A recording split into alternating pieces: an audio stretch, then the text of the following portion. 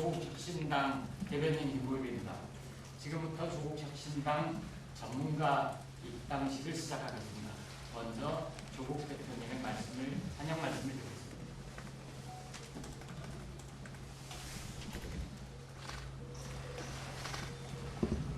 네, 조국혁신당 입당식 두 번째입니다. 오늘에 이어 내일도 또 이어지는데 잘 지켜봐 주시면 좋겠습니다.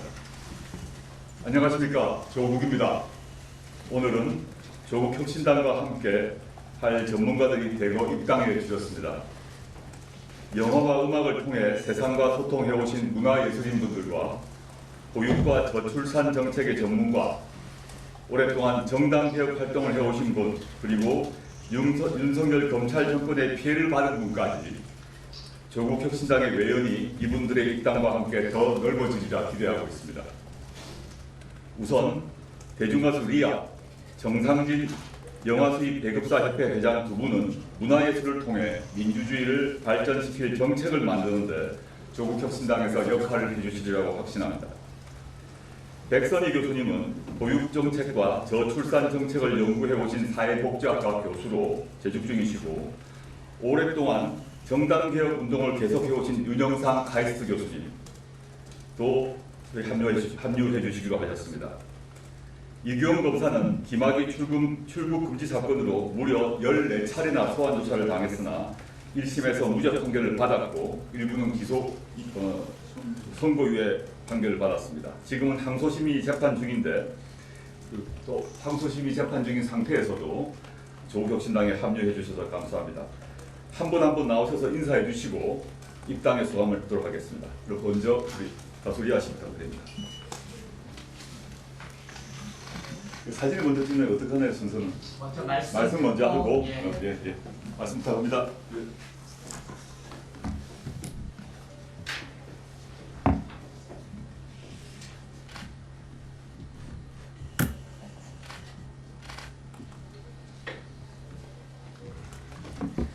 안녕하세요. 눈물을 부른 가수 리아입니다. 제 본명은 김재원입니다.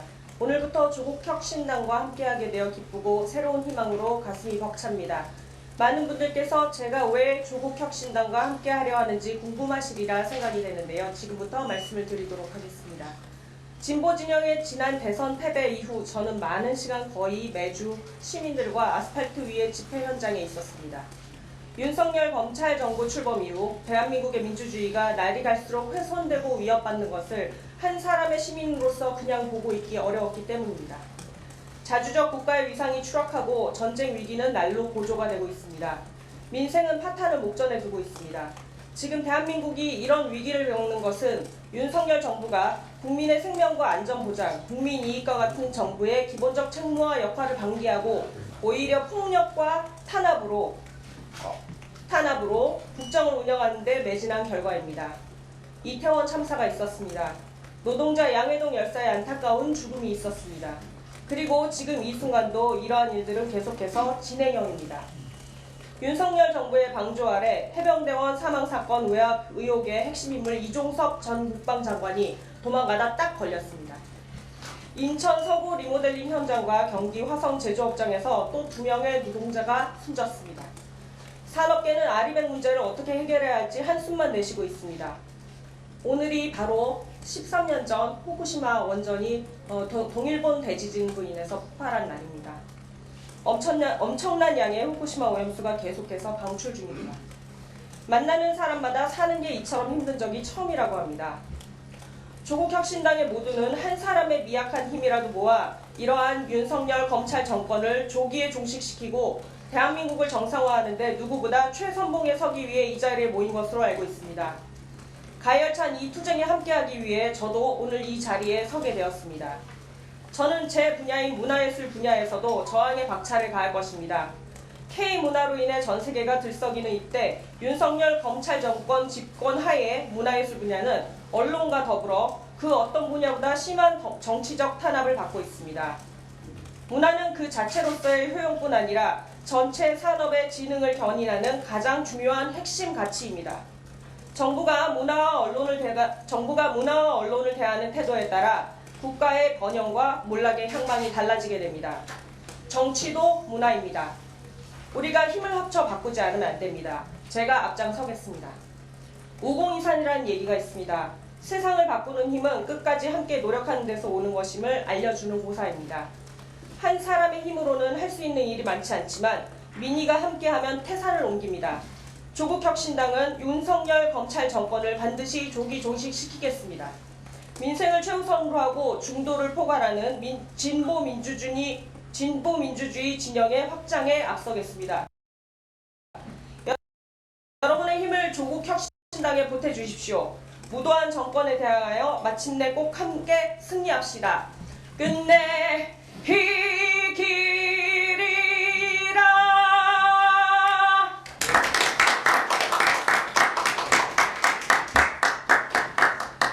예, 들어가 주시면 되고요.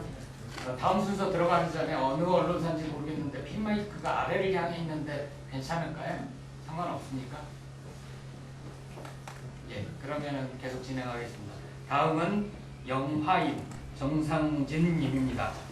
영화 수입 배급사협회 회장을 맡고 계시고요. BMG 국제 다큐멘터리 영화제 집행위원장을 지내셨습니다.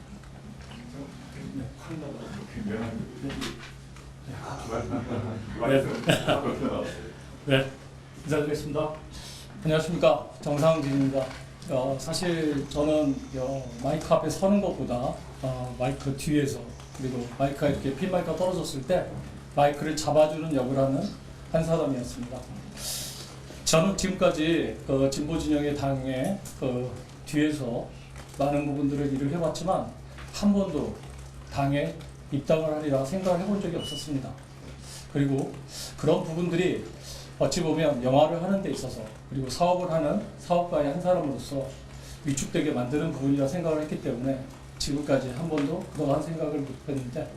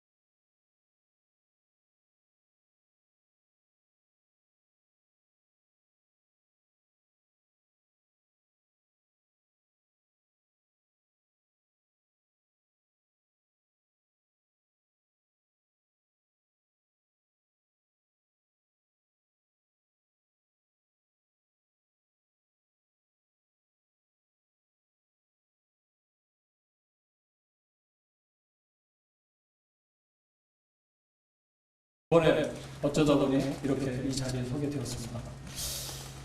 입당하게 된 계기는 우연찮게 개인적인 연으로 지금은 당 대표이시지만 당시에는 일반 시민, 조국 현 대표님과 159명의 젊은 시민들이 앞선 이태원 골목을 방문한 적이 있었습니다. 그날 조국 대표님께서 그 골목을 지켜보시면서 안타까운 표정과, 그리고 본인의 따님의 친구분을 이루셨던 이야기, 그리고 한편으로는 당시 국가의 부재를 계속 혼자서 되새기셨습니다. 저는 안타까웠습니다. 왜 시민 조국 현 지금 대표님께서는 유가족들을 만나지 못할까 물었습니다. 조국 현 지금 당대표님께서는 본인은 지금 검찰에 의해서 어찌 보면 헌법자이기도 하기 때문에 어떠한 것도 그들을 만나서 위로할 수 없다라고 하셨습니다. 그리고 몇 달 후 조국 신당에 거쳐서 조국 혁신당이 출범하게 됐습니다. 당 대표가 되셨습니다. 이제 정치인이 되신 거죠. 정치인이 되신 후 조국 당대표님께서는 이태원 시민 분향소에 방문하셨습니다. 유가족을 만나셨습니다. 그리고 이태원 특별법을 어떻게든 다음 국회에서는 지정하겠다는 약속을 해주셨습니다. 이런 정치인을 만난 적이 있습니까? 왜 우리는 이런 분을 지금까지 이렇게 두었을까요? 저는 윤석열 정권 이후 문화예술계가 거의 지금 쑥대밭이 되어 있습니다. 과연 표현의 자유가 있을까요? 현 정권의 위협이 되는 장르의 공연, 출판, 전시, 영화의 분야는 색깔론으로 탄압의 대상이 되어 지원이 깎이거나 없어졌습니다. 창작자들 또한 자유로운 창작에서 자기 검열의 시기를 겪고 있습니다. 전 예술의 힘을 믿습니다. 미약하지만 건전한 파장과 균열을 일으켜 자유로운 예술 문화의 토대를 만들기 위해 조국 혁신당에 입당하여 문화예술인들과 소통하겠습니다. 예술은 인간의 삶과 역사를 비추는 거울이라고 합니다. 한나라의 문화예술은 인종, 성별, 계급의 경계를 허물며 국가의 정체성과 개인의 삶과 가치를 풍요롭게 만드는 중요한 분야입니다. 다시 말하면 국가의 문화예술 수준은 그 사회를 바라보는 척도가 된다는 뜻이기도 합니다. 척박해진 예술 문화계를 다시 일으켜 세우고 대한민국 국민의 삶의 질을 추구하기 위해 많은 사람들이 다양하게 누릴 수 있는 행복한 문화 강국을 만들기 위해 한 사람의 당원으로서 최선을 다하겠습니다. 감사합니다.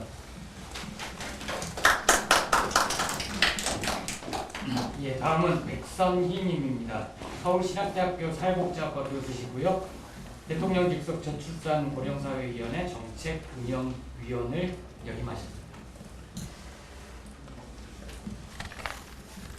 네, 안녕하십니까. 소개받은 백선희입니다. 존경하고 사랑하는 시민 당원 여러분, 조국 대표가 늘 강조하고 여러분들의 공감하듯이 조국 혁신당은 검찰 독재 종식 후에 사회권 선진국, 복지국가의 길을 열어갈 것입니다. 저는 조국 혁신당이 대한민국 최고의 민생정당, 복지정당으로 우뚝 서는데 힘을 보태기 위해서 이 자리에 섰습니다. 초저출생과 고령화로 인한 국가 소멸의 위기 앞에서 여러분들과 함께 대한민국의 미래의 희망을 만들어 가겠습니다. 한국 사회는 지난 2년 동안 합계 출산율이 더 추락하면서 0.65명이라는 인류가 상상하지도 못한 극초저출산에 직면하게 되었고 우리의 미래는 위협당하고 있습니다. 윤석열 정부는 핵폭탄급 위기, 흑사병보다 더 무서운 현상이라는 경고에 아랑곳하지 않고 저출산에 이론적으로 대처했습니다. 저출산 대응 마지막 골든타임 2년을 소비해버렸습니다. 대한민국의 저출산은 심폐소생술이 필요합니다. 보육, 육아, 저출산 정책을 뿌리부터 재구조화해야 하는 응급상황입니다. 저는 사회복지 정책 전공 교수이자 정책 전문가로서 김대중 노무현 문재인 정부의 육아와 저출산 관련 정책 자문, 국가계획 수립, 법률 제정, 그리고 육아정책 연구 총괄 등 현장 정책에 참여해왔습니다. 제가 진단하는 저출산 문제 해법은 바로 모두의 행복을 위한 육아친화 사회로의 대전환입니다. 저는 육아친화 사회라고 읽고 쓰고 사회 대혁신이라 하고 있습니다. 육아친화 사회는 파편화된 정책 한두 개로 만들어지지 않습니다. 교육, 돌봄, 육아정책이 서로 조화롭게 맞물려 돌아가야 하고 보건복지, 고용, 주거정책의 상호 보완과 지지가 필요합니다. 기존 정책들의 재구조화와 혁신을 통해서 아동과 부모가 모두 행복한 육아친화 사회 구축에 앞장서 가겠습니다. 저는 지난 1월 리셋코리아 행동 준비 세미나에서 초저출산 문제 해법으로 육아치나 사회로의 전환을 주장한 바 있습니다. 조국혁신당 행동 강령에는 담대한 저출산 대책 추진과 사회혁신을 통한 육아치나 사회 구축이 명시되어 있습니다. 육아치나 사회를 당 강령에 명시한 조국혁신당에 30년 가까이 축적한 저의 학문적, 정책적 역량을 쏟아붓겠습니다. 생애 처음으로 정당에 가입한 저의 정치적 소명은 조국혁신당과 함께 한국 사회를 육아치나 사회로 개조하는 것입니다. 한국은 저출산 응급 환자입니다. 심폐소생이 필요합니다. 할 수 있는 모든 정책, 상상할 수 있는 모든 정책을 추진하겠습니다. 빠르게 담대하게 저출산 육아 관련 정책을 혁신해 가겠습니다. 조국혁신당의 정책으로 극초 저출산이 반전되고 육아 친화적 복지국가를 완성했다는 역사적 평가를 듣도록 하겠습니다. 대한민국의 청년 여러분, 청년 누구나 일, 결혼, 출산, 일, 생활, 양립이 자연스럽게 이루어지는 사회를 만들겠습니다. 대한민국의 아이를 키우는 부모님 여러분, 육아가 고통이 아닌 행복이 되도록 만들겠습니다. 목소리를 내기 어려운 아동 여러분, 여러분의 권리와 행복을 조국혁신당과 백선희가 지켜드리겠습니다. 조국혁신당과 함께 존경하는 시민 여러분들과 함께 저 백선희는 한국 사회의 담대한 변화를 만들어 보겠습니다. 감사합니다.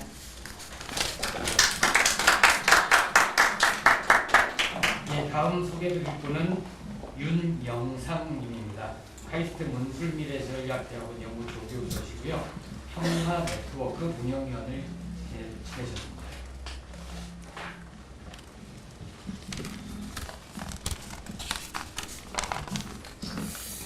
네, 반갑습니다. 저는 윤영상이라고 하고요. 지금 카이스트 문술미래전략대학원에서 인문계 출신으로 미래전략을 얘기를 하고 있습니다. 주로 제가 담당하고 있는 게 평화화학과 남북관계, 인도주의 협력에 대한 문제들인데요. 근데 이렇게 얘기를 하면 많은 분들이 저에 대해서 좀 생소해합니다. 왜냐하면 저를 아는 분들은 제가 30년 가까이 진보정당 운동을 해왔다는 것을 알고 계시기 때문입니다. 저는 여기서 두 가지 말씀을 드리고 싶습니다. 제가 그동안에 속해 있었던 당적은 과거에 그 장을병, 이기택, 그 다음에 그 김홍기 대표가 있었던 그 소위 꼬마 민주당, 통합민주당이라고 하죠. 그리고 그 전에는 민중당이라고 하는 정당이 있었습니다. 그리고 이제 그 뒤로는 민주노동당, 그 다음에 진보신당, 그 다음에 녹색당, 그리고 정의당, 그리고 지금 조국혁신당입니다. 30년 동안 진보정당 운동을 해왔습니다. 근데 좌절에 실패했습니다. 그 이유는 여러 가지 설명을 드릴 수 있지만 가장 중요한 것은 그 진보정당 운동을 하는 사람들의 스스로의 무능력이었습니다. 스스로의 시야의 한계였고 인식의 한계였다고 저는 생각을 합니다. 그거를 뚫고 나가려고 노력했던 분이 고 노회찬 의원이셨습니다. 근데 그분이 가고 난 뒤로 그런 노력을 하는 것 자체가 쉽지가 않은 상황이 되어버렸습니다. 근데 그런 상태에서 실제 당을 만드느냐 아니냐 이런 문제가 아니라 당이라고 하는 것은 세상을 바꾸고 진보시키는 데 필요한 도구지 않습니까? 근데 우리 사회는 여전히 문제가 많고 윤석열 정부는 저렇게 무도한 행위를 저지르고 있습니다. 87년 이후에 우리가 어렵게 축적시켜왔던 성과들이 불과 몇 년 사이에 지금 무너지고 있습니다. 근데 그 무너지는 현실을 바꾸기 위한 도구들, 정당들은 무력하기 짝이 없습니다. 진보 정당들 이름은 옛날보다 많아졌습니다. 숫자가 많아졌어요. 민주당 규모도 엄청나게 커졌습니다. 그러나 이러한 현실을 바꾸는데 큰 역할을 못 해내고 있습니다. 지금 윤석열 정부 스스로가 가지는 무도한 성격과 반동적이고 퇴행적인 모습을 보여주고 있으나 그런 윤석열 정권을 누가 만들었을까요? 저는 민주당과 문재인 정부의 잘못이 작지 않다고 생각합니다. 진보 진영의 잘못도 적지 않다고 생각합니다. 근데 이 상황을 이겨내기 위한 반성과 혁신의 모습이 없습니다. 정권을 뺏겼는데 반성하는 모습이 별로 보이질 않아요. 왜 뺏겼는지, 우리가 뭐가 부족했는지, 뭘 혁신해야 되는지에 대한 반성과 노력이 없습니다. 그리고 그거를 실천하기 위한 행동하는 모습조차 보이지를 않습니다. 바로 이런 시기에 세상을 바꾸고 다시 퇴행하고 있는 현실을 뒤집어내기 위한 새로운 정당이 필요한데 그 정당은 첫 번째는 반성이고 두 번째는 혁신이고 세 번째는 행동이라고 생각을 합니다. 바로 조국 혁신당이 그거를 자임하고 나섰습니다. 저도 그동안에 그런 토론을 하는 과정에 같이 참여를 했습니다. 그래서 그런 정당이 있다면 무너진 진보를 일으켜 세우는 새로운 출구가 될 수도 있을 것이다. 한국 정치의 낡은 모습을 바꾸는 새로운 전환점이 될 수도 있을 것이다. 그리고 무엇보다도 제가 진보정당 운동을 하면서 30년 넘게 붙들어매고 있었던 한반도의 평화와 통일의 길을 여는 새로운 정치가 시작될 수도 있겠다. 이렇게 생각했습니다. 생각해 보십시오. 전 세계 157개 나라가 남한과 북한을 대한민국과 조선민주주의인민공화국으로 부르고 있습니다. 유엔은 두 나라를 회원국으로 맞이하고 있습니다. 근데 남한은 북한을 국가로 인정 안 합니다. 근데 북한은 인정 안 하다가 최근에 갑자기 적대적 국가로 인정하기 시작했습니다. 대한민국이라는 얘기를 하는데 적이다. 앞으로 통일 안 하겠다. 이렇게 얘기를 하고 있습니다. 근데 거기에 대한 남한 정치권, 남한 국민들의 반응은 어떻습니까? 평화를 얘기하는 사람들도 많고 힘으로 눌러야 된다는 얘기하는 사람들도 많은데 평화 공존의 두 국가 관계를 만들자는 말은 그렇게 크지 않습니다. 근데 일반 국민들한테 물어보면 사이좋은 이웃 나라로 사는 게 훨씬 더 좋지 않냐? 100만이 넘고 150만이 넘는 군대가 서로 죽이려고 총리를 어떻게 준비하고 있는 그 상황을 바꾸기 위한 그게 70년 넘게 계속되고 있는데 우리 그러지 말고 서로 다른 국가로 서로 인정하면서 유럽연합처럼 새로운 형태의 통일과 새로운 형태의 공존의 길을 찾으면 어떨까? 근데 이런 얘기는 일반 국민들은 쉽게 동의를 합니다. 근데 희한하게도 정치권에서는 학자들은 쉽게 동의를 안 합니다. 뭐가 무서운 게 있는가 봅니다. 저는 조국 혁신당이 그런 사람들을 두렵게 만드는 구조를 깨고 우리 스스로를 발목 잡고 있는 미래의 위기와 재난과 전쟁을 극복한 그 강력한 힘을 만들어낼 수 있으리라고 봅니다. 그런 의미에서 잘못된 구조를 깨트리는 쇄빙선이고 주저주저하고 멈춰져 있는 민주당과 진보 진영들을 끌고 나가는 견인선이고 개척자가 될 수 있는 그런 정당으로 나아가도록 하는데 최선을 다해 노력을 하겠습니다. 감사합니다. 네, 다음 소개할 분은 이규원님입니다. 대구지검 부부장검사를 지내셨고요. 대검 검찰 과거사 진상조사단에서 김학의 사건을 담당해서 고초를 거두셨습니다.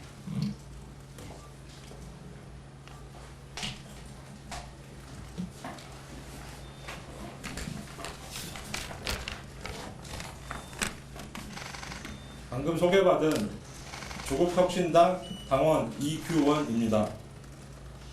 조국혁신당의 1호 강령인 우리는 검찰개혁을 위해 행동한다의 감명을 받고 입당을 결심했습니다. 나라가 어렵습니다. 그야말로 검찰공화국입니다. 검찰의 압수수색 기사로 하루를 시작하고 선거가 코앞인데도 중립을 지켜야 할 검찰은 자중하지 않습니다.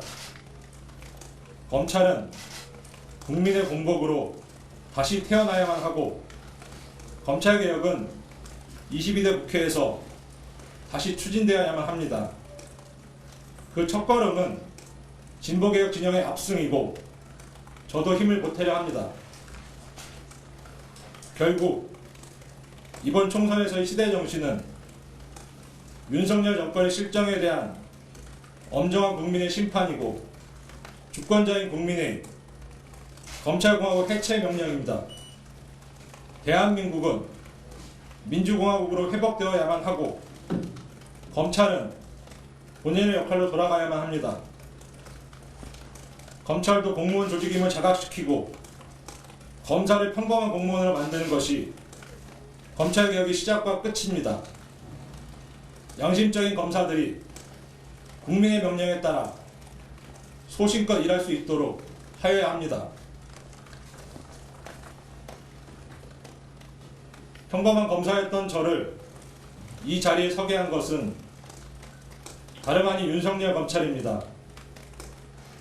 검찰의 수치인 김학의 사건을 소신껏 적극적으로 조사하였다는 이유로 야밤에 해외로 도주하는 김학의의 출국을 막았다는 이유로 국민들께서는 잘했다고 박수쳐 주셨지만 저는 참 많은 일을 겪었고 그 과정에서 저는 검찰개혁의 완수를 소명으로 받아들였습니다.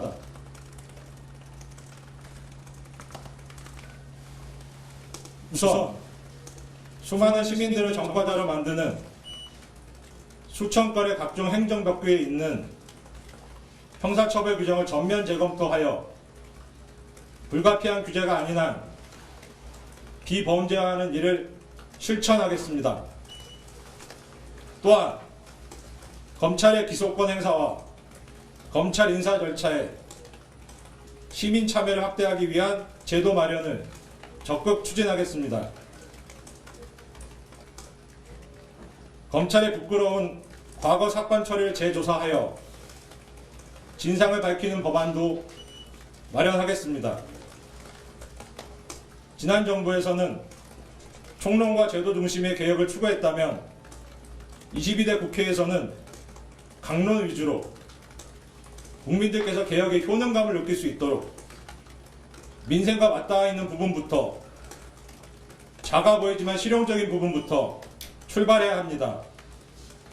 돌아가는 것 같아도 그것이 지름길일 수 있습니다.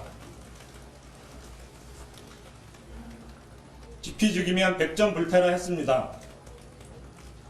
제가 검찰에서의 경험과 문제의식을 살려 검찰개혁의 든든한 이력을 맡겠습니다. 땀 흘려 일하고 귀가한 사람의 고단한 잠자리를 공감하고 평범한 사람의 위대함을 대변하는 정치를 하겠습니다. 초심을 잃지 않고 겸손과 열정과 지혜가 잘 조화된 정치인이 될 수 있도록 늘 성찰하겠습니다. 많이 격려해 주시고 응원해 주십시오. 감사합니다.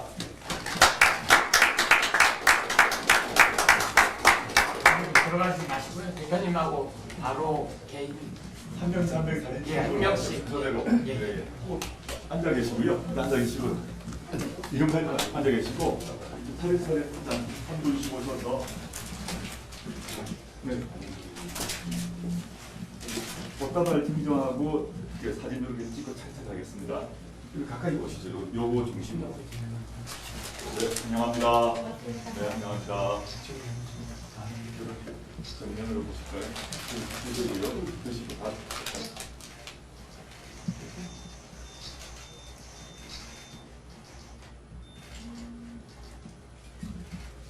네, 앉으시면 되겠습니다. 꽃다발 들고 앉으시고.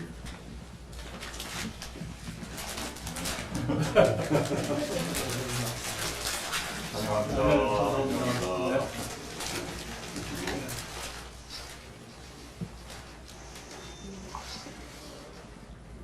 유일하게 해주는 거라.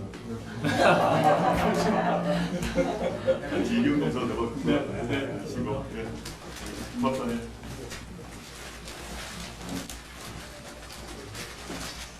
안녕합니다. 열심히 합시다. 네. 도와주셔야죠.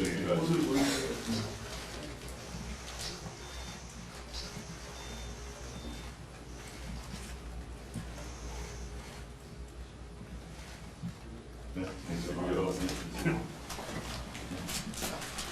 교수님 반갑습니다.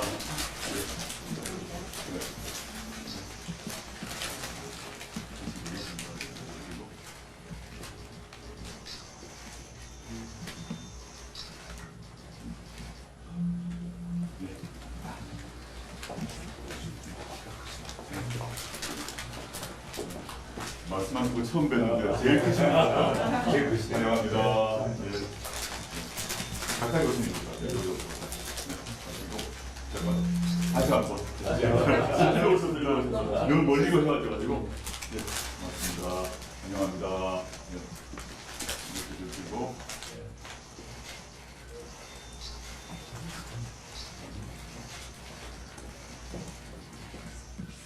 네, 이제 시작. 예, 단체 사진까지 모두 한 번에 대구역 양쪽에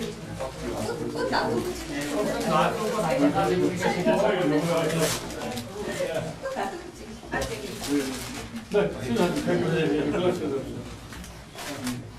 우리 시차이가 이제 손해를 보실 것 같아요. 앞에 제가 보시죠. 무릎을 좀 낮출까요? 알겠습니다. 자, 찍으실까요?